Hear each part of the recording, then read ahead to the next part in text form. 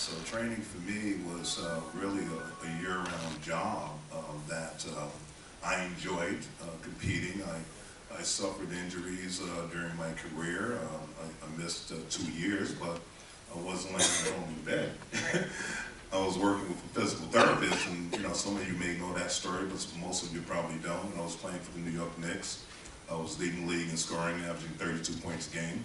I was voted most valuable player by my peers the previous year. And at 28 years old, I suffered an injury where 3 doctors told me I would never play again.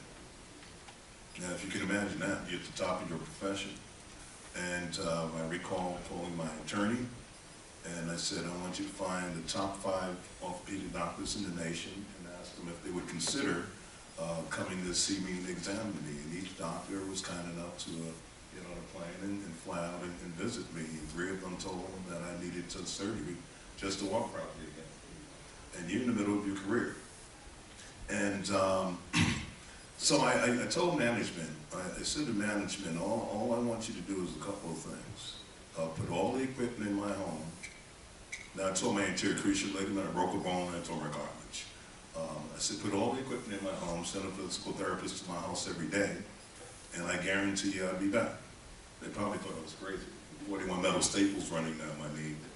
But they did that, and for 2 years of my life, I spent 5 hours a day, 6 days a week, working with a physical therapist for 2 straight years.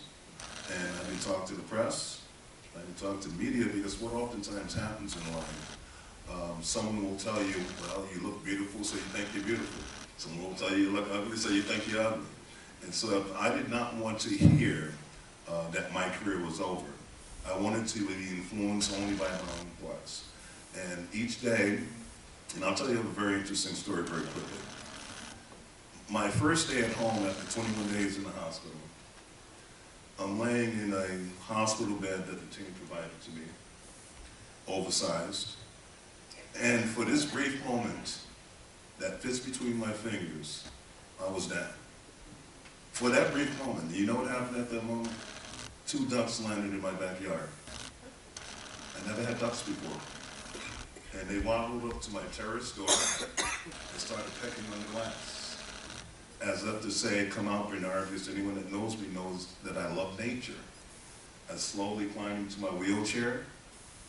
I rolled myself out. I called for some bread, and I fed them.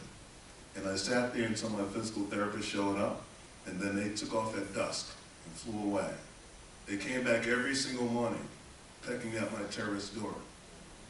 Every single morning for 3 months. Every single day. And that was really the inspiration that I needed at that moment.